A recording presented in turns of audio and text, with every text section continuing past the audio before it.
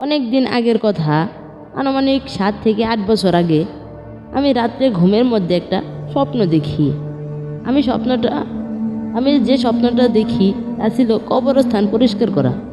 তখনকার সময়টা ছিল ঈদুল আজহার 2-3 দিন আগের রাত্রির স্বপ্ন।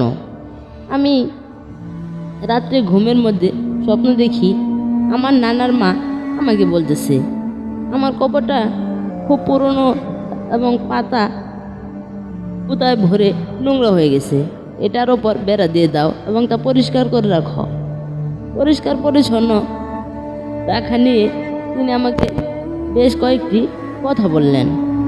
তিনি আমার খুব আপনজন বলতে তিনি আমার নানার মা, আমার বড় মা। আমি তাকে অনেক ভালোবাসতাম, তাই আমি তার কথা অনুযায়ী সকালে ঘুম থেকে উঠে তার কবরস্থানের দিকে যাওয়ার ইচ্ছা পোষণ করলাম। অনেক দিন আগে ঈদুল আজহার দিনেই তিনি মারা যান, আর তিনি আমাকে ঈদুল আজহার 2 দিন আগেই তার কবরস্থান পরিষ্কার করতে বলেন। আর আমি কোনো দ্বিধাদ্বন্দ্ব ছাড়াই হাতে একখানা দা, কোদাল, ঝাড়ু নিয়ে কবরস্থানের দিকে যাই। আমার মনে কোনো ভয় নেই, কারণ তিনি আমার বড় মা। তাই আমি তার কবরস্থানের দিকে দ্বিধাদ্বন্দ্ব ছাড়াই চলে যাই। ঘটনাটা শুনলে আপনাদের শরীরের লোমও জাপড়ে উঠবে যে আমার সাথে কী রকম ঘটনাটা ঘটেছিল ওইখানে।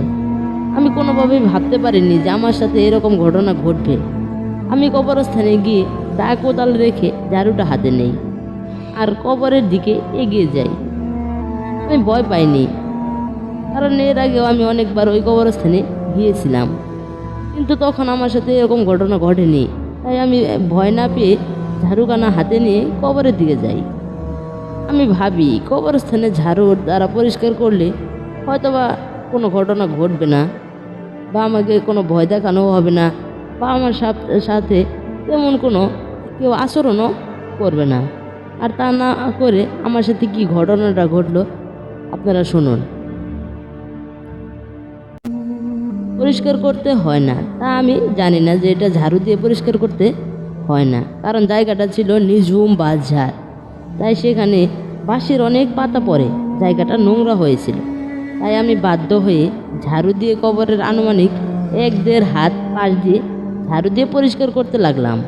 3-4 হাত জায়গা কেবল পরিষ্কার করেছি, তখন আমার সাথে কি ঘটনা ঘটলো, কি যে ভয়ানক, আমি কল্পনাও করতে পারিনি এরকম ঘটনা আমার সাথে ঘটবে। আমি ছোট ঝাড়ু দিয়ে উপর হয়ে ঝাড়ু দিচ্ছিলাম, হঠাৎ করে আমার ঘাড়ের ওপর কে যেন জোরে চাপ দিয়ে ধরল। আমি ভাবলাম আমার সাথে কেউ মজা নিচ্ছে, কারণ আমরা একসাথে অনেকেই এক বাড়িতে ছিলাম। আমার সমবয়সী অনেক ভাই বোন ছিল, তাদেরকে আমার বড় মা খুব ভালোবাসতো, তার থেকেও তিনি আমাকে অধিক ভালোবাসতেন। আমি সবাইকে বলেছিলাম, বড় মা আমাকে বলেছে তার কবরস্থানে অনেক ময়লা জমে গেছে, বেড়াটা ভেঙে গেছে, শিয়াল কুকুর তার কবরের উপর দিয়ে দৌড়াদৌড়ি করে, তার কবরটা বেড়া দিয়ে দিতে হবে। তার কবরস্থানে অনেক পাতা পরে নোংরা হয়ে আছে, তা পরিষ্কার করে রাখতে হবে। সামনে ঈদ, তিনি ঈদুল আজহার দিনে মারা গেছেন, আবার ঈদুল আজহা চলে এসেছে, তাই তার কবরকে আমরা পরিষ্কার পরিচ্ছন্ন করি। এটা শুনে সবাই বলল, আচ্ছা আমরাও তো তোমার সাথে যোগ হয়ে আমাদের বড় মার কবরস্থানটা পরিষ্কার করব। আমি বলেছিলাম বড় মা স্বপ্নে তার কবরটা পরিষ্কার করতে বলেছেন, বেড়া দিতে বলেছেন। যাব, আর আমি যখন কবরস্থানে যাই তখন ওরা কেউ যায়নি, ওরা ভাত খেয়ে যাবে। আমার আর তর সইছে না। বড় মামাকে রাত্রে বলেছে কবর পরিষ্কার করার জন্য, আমি সকালেই তাড়াতাড়ি ওদেরকে রেখেই কবরস্থানে চলে যাই। ওরা সবাই ভাত খাওয়ার জন্য বাড়িতেই রয়ে গেছে, আর আমি একাই কবরস্থানে চলে গেছি। আমি ভাবলাম হয়তোবা ওরা এসেছে আর মজা করে আমার ঘাড়ে চাপ দিয়েছে, এটা ভেবে পিছনের দিকে তাকাতেই আমি অবাক, ওরা কেউ নেই। তাহলে আমার সাথে কে এরকম করলো, কে আমার ঘাড়ে চাপ দিল? আমি ভয়ে একেবারে গা শিউরে উঠল। কে তখন উপরের দিকে তাকিয়ে দেখলাম উপরে বাঁশের গাছ থেকে একটি পাতাও আমার উপরে পড়েনি। তাহলে কি হলো এটা মনে করেই আমি দৌড়ে স্থান ত্যাগ করলাম। তারপর বাসায় গিয়ে কাঁদতে লাগলাম, সবাইকে বলতে লাগলাম বড় মার কবরের পাশে থেকে কে আমার ঘাড়ে চাপ দিয়েছে। সবাই তো অবাক, এরকম ঘটনা কেউ আগে শোনেনি, কারোর সাথে এরকম ঘটনা ঘটেনি।